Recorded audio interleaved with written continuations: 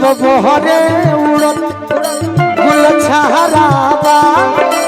जब बहरे उड़त गुल छहरावा। चाचा जी तनी हमर घर काट देता लो तनी नाम चाकर जगह धलो आगा के पेड़ी आवो मत। अरे हम गौनी ना अपन डांसो को के कुछ दिखा दी सही बात होई नहीं हमरा के पेड़ी आवो लो मत। हमर बबुआ कोई है नचनिया डांसर नची हाँ है जी। रूपा हम जब रौरा खावे लायक नहीं खी त जब लायक बने ओकरा के दिखा दी। रौरा खाली हिला अरे जब बहरे उड़त गुल छहरावा तब फूलल फूलावा।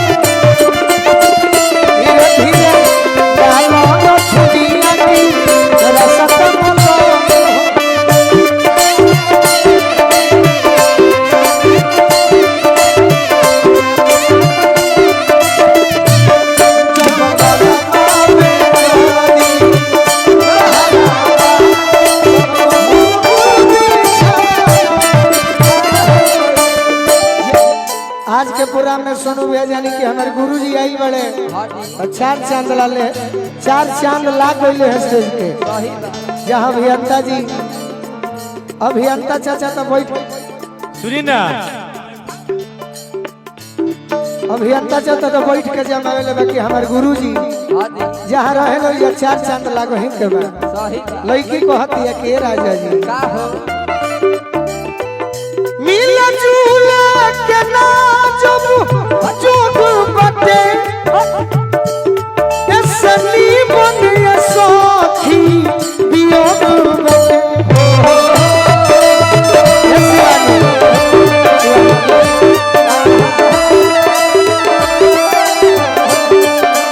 मिला झूला के ना जब जोग बटे ऐसनी बनिया सखी अरे वियोग बटे। जब जरता विरहते रूप तो हिया कम करती है जब जरता विरह के आहलावा जब जरता विरह के आहलावा तब ऊपर से लावा का हो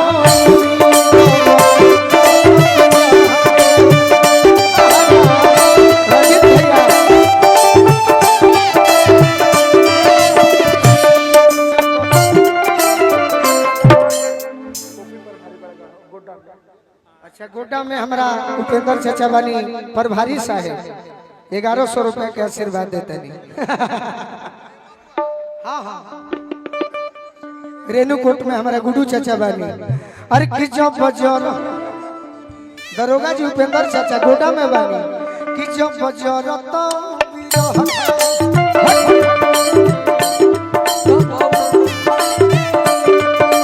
जब जरत बिरह के आहलावा तब ऊपर से लाना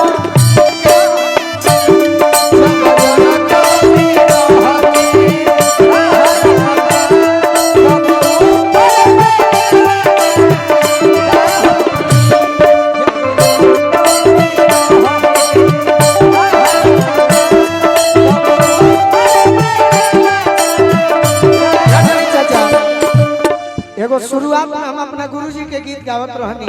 हलाय हलाय एक रसनी मां पेन हल छोड़ जालीदार तू घर रही तू हनी के कान हवे राज भाई हमरा टाटा में एक रसनी मां पेन हल छोड़ जालीदार तू घर रही तू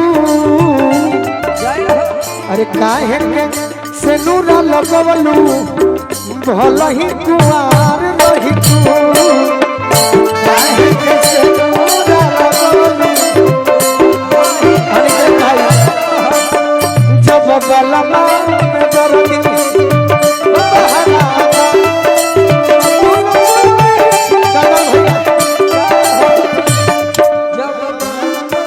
चंदन भोजपुरिया जी देखो यार तारा भेंटे बा और का कोरी सुर हो सिंगार के तेरा पर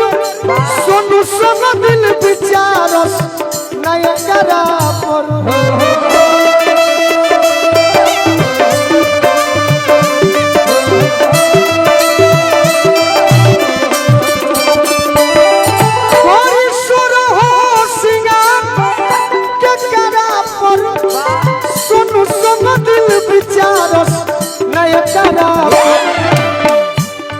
जब कुंवर जी बुझाते ना जब गोलू जी बुझाते ना तहरावा कि जब गोलू बुझाते ना अरे तहरावा तब बुझा के बुझा